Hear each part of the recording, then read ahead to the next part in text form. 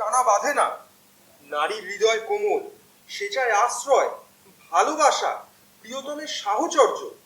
শুধুমাত্র ক্ষমতা ভোগের লোভে সব নারী তো আর অন্য পুরুষের শয্যা সঙ্গিনী হতে চায় না। তুমি কি অন্য কিছু ইঙ্গিত করছো? তুমি আমাকে নির্দেশ করছো? ছি, আপনি রাজমাতা, আপনাকে কি আমি অপমান করতে পারি? আপনি পিতা মহারাজা শান্তনুর সব থেকে কাছের মানুষ। আপনার যে কোনো আদেশ আমার কাছে অবশ্য পালনীয় কর্তব্য চিরকাল। বলুন জননী, আমায় কি করতে হবে?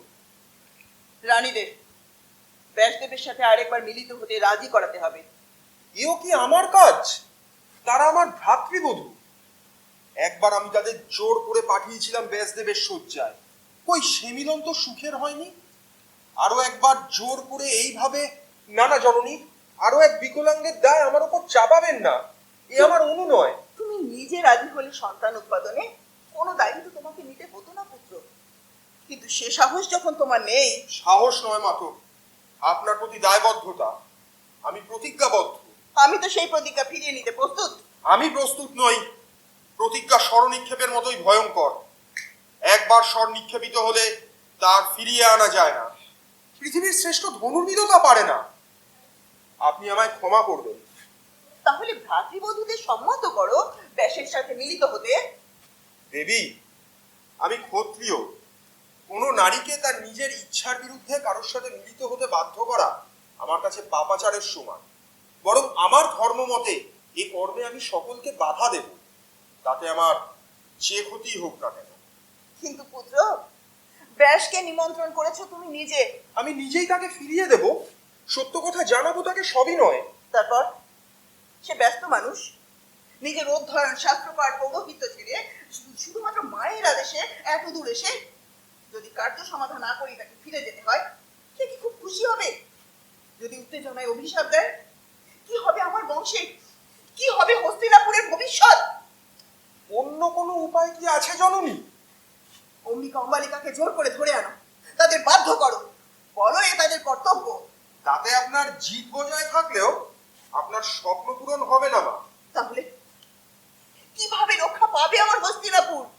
হয় কি মা, পাণ্ডু রুগ্ন হলেও বুদ্ধিমান, ধৃতরাষ্ট্র অন্ধ হলেও বলশালী, আর আমি তো থাকবো পাশে মা, অতন্দ্র প্রহরী হয়ে এই হস্তিনাপুরকে নিজের শরীরের শেষ রক্তবিন্দু দিয়ে রক্ষা করতে। ভয় নেই মা জননী, আপনি শুনে রাখুন, হ্যাঁ এই বিশ্বের মুখে শুনে রাখুন, আর কোনো উত্তরাধিকারী আসুক বা না আসুক, এই হস্তিনাপুর বেঁচে থাকবে তার আপন সম্মানে গরিমায়। আর এই রাজবংশে আপনি থাকবেন রাজমাতা হয়ে, এ বংশের চূড়ান্ত ভাগ্য নিয়ন্তার ভূমিকায়। কিন্তু ব্যাস, আমার পুত্র ব্যাস, তাকে তো আমি চিনি। ছোটবেলা থেকে সে পায়নি মায়ের স্নেহ, গৃহের নিশ্চিন্ত বিশ্রাম। বনের মধ্যে ঋষি পিতার সাথে শুধু রুক্ষ শাস্ত্র কেটেই কেটে গেছে তার যৌবন। তাকে আমন্ত্রণ করে এনে তাহলে এখন ব্যাসকে তুষ্ট করাই আপনার একমাত্র অভিপ্রায়? পুত্র, আমি যে সব দিক সামলে চলতে চাই। আর সেই চলাটা রাজমাতা হয়ে, তাই না জননী? নিশ্চয়, আমি মা, বিমাতা হলেও মা। আরো একবার স্মরণের কোনো প্রয়োজন নেই। একটা ছোট্ট পরামর্শ দিই, প্রয়োজন নেই নতুন উত্তরাধিকারের ভাবনার, প্রয়োজন নেই রানীদের জোর করে পীড়ন করা। শুধুমাত্র ব্যাসকে তুষ্ট করতে, ব্যাসকে তুষ্ট করতে স্বামীর পরিবর্তে যদি অন্য কেউ স্বামীর ভূমিকায় অবতীর্ণ হতে পারে, তবে স্ত্রীর ক্ষেত্রেই বা দোষ কোথায়? আপনি রানীদের পরিবর্তে খুঁজুন।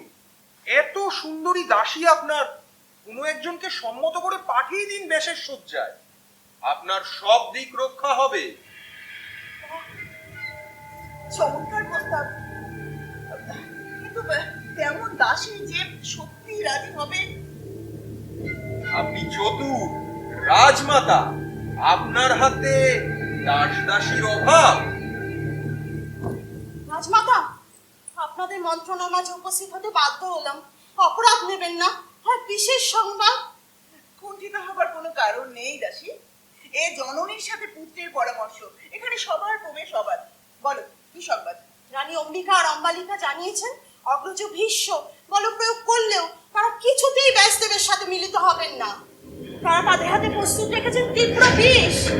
সখীদের সাথে হাতে হাত মিলিয়ে সংগ্রহ করে এনেছেন কাঠ। যদি তাদের জোর করা হয়, তারা নিজেদের উপর সেই বিষ প্রয়োগ করবেন এবং মৃত্যুকে সুনিশ্চিত করতে ঝাঁপ দেবেন নিজেদের হাতে জ্বালা অগ্নিকুণ্ডে। কি ভয়ঙ্কর! এত বৈরিতা আমার বিরুদ্ধে! বৈরিতা নয়, জেদ। আর জেদ এই শব্দটি তো জননীর কাছে কোনো অচেনা শব্দ নয়। ভীষণ! আজ বারবার তুমি আমাকে আঘাত করছো। আপনি স্বেচ্ছায় সেই আঘাতকে মেনে নিচ্ছেন। আর কি বলেছিল রানীরা? আমাকে সবিস্তারে বলো দাসী। না, এর অধিক তো কিছু। শুধু কোনো কারণে, ও হ্যাঁ, এক অদ্ভুত মজার কথা তারা দুজনেই বলেছেন। অদ্ভুত এবং মজার। এই রকম সংকট মুহূর্তে মজার কথা, এটা অর্বাচীন না উন্মাদ? জানতে পারি কি দাসী, কি সেই অদ্ভুত মজার কথা? বলতে সংকোচ হচ্ছে। তুমি নিঃসংকোচে বলো। রানীরা আমাকে প্রলুব্ধ করছেন তাদের পরিবর্তে ব্যাসদেবের শয্যায় রানী বেশে হাজির হতে, আপনাদের অজ্ঞাতে বাঁচাতে নিজেদের। কতখানি অবিবেচক! এ কথা কি চাপা থাকে?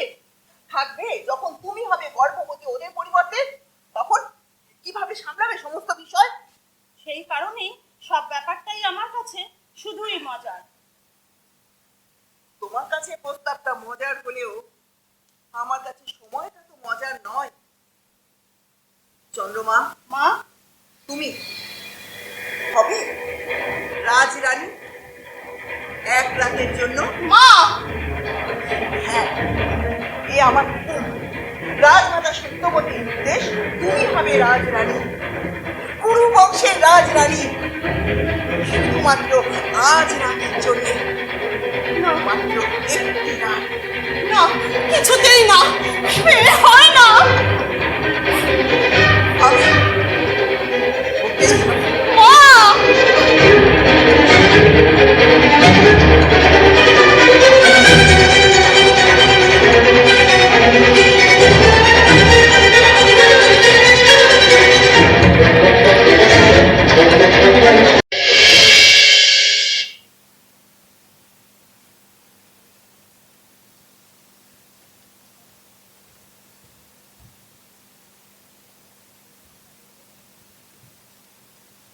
চন্দ্রমা, আমি সত্যবতী,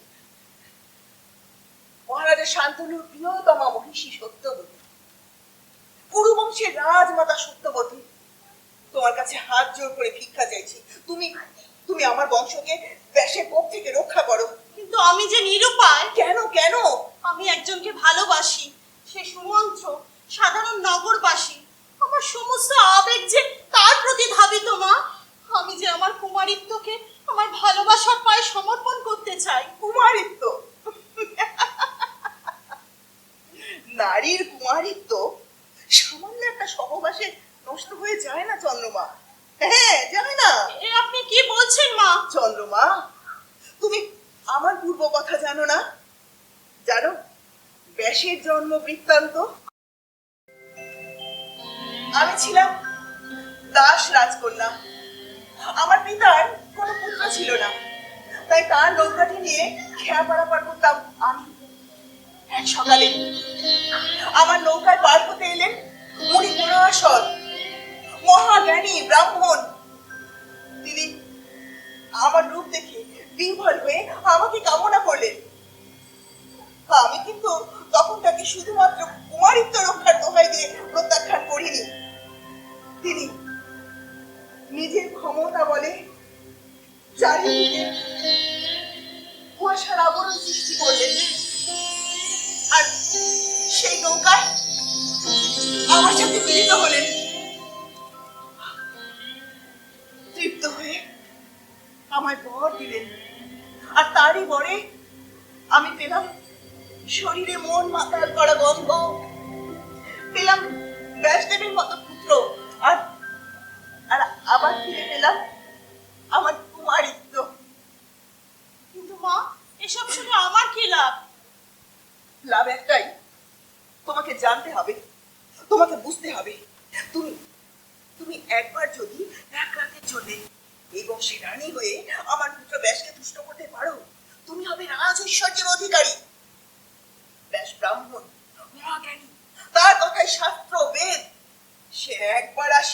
করলে তুমি পেতে পারো আমারই মতন অনেক সম্পদের সন্ধান। কিন্তু মা, আমি তো অনেক কিছু চাই না।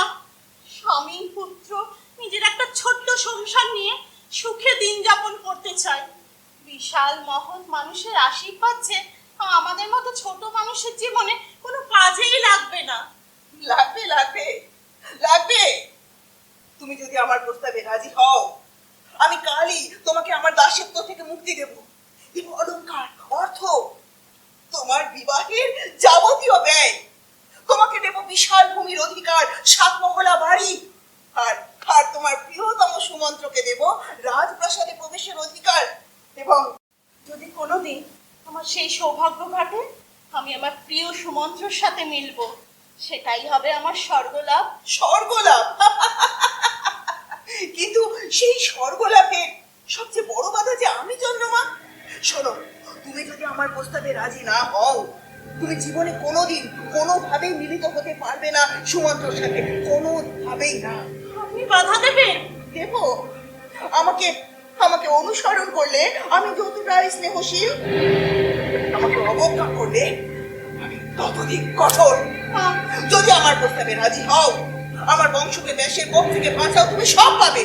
নয়তো কিন্তু সে তো আপনার সন্তান, আপনার গর্ভজাত। আপনি তাকে বোঝান সে যাতে আপনার বংশকে অভিশপ্ত না করে। সে আমার সন্তান, সে আমার সন্তান হলেও সে পরাশর মুনির সন্তান, ব্রাহ্মণ। আর তুমি জানো না ব্রাহ্মণের ক্রোধ কত ভয়ঙ্কর। কিন্তু মা, শোনো চন্দ্রমা, এই আমার শেষ অনুরোধ। রাজি হলে ভালো, না হলে কপট যুদ্ধের অভিযোগ এনে তোমার প্রেমের সুমন্ত্রকে আমি আমার লক্ষ্মীদের দিয়ে খুন করাবো। তোমাকে তোমাকে দান হিসেবে মিলিয়ে দেবো কোনো প্রমুখ রাজার কাছে। সে প্রতিদিন প্রতিদিন তোমায় নির্যাতন করবে, ধর্ষণ করবে। হ্যাঁ, ভেবে দেখো তুমি কি করবে। মা, দয়া করো মা, দয়া করো। আমি আমি রাজমাতা, আমার দয়া থাকতে নেই।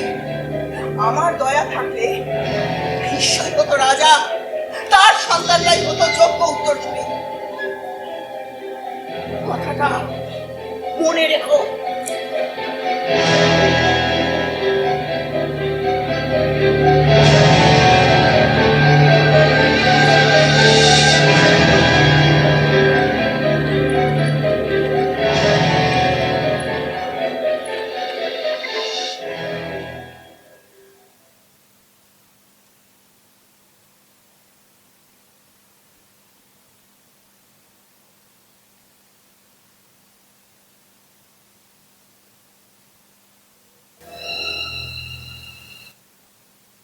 চন্দ্রমা, চন্দ্রমা, চন্দ্রমা, প্রিয়ে, চুপচাপ এখানে বসে? এ সময় তুমি তো রোজ সেজে গুজে হাসি মুখে আমার জন্য অপেক্ষা করো, আর আমিও সারাদিনের সমস্ত পরিশ্রমের ক্লান্তি দূর করি তোমার কাছে এসে। তবে আজ কেন ব্যতিক্রম চন্দ্রমা? তুমি কি আমার কোনো কাজে দুঃখ পেয়েছো? সুমন্ত্র, আর বুঝি কিছুতেই বাঁচানো যাবে না? কিচ্ছু না। বলো, তোমার কষ্ট যে আমাকে ভয়ঙ্কর ব্যথিত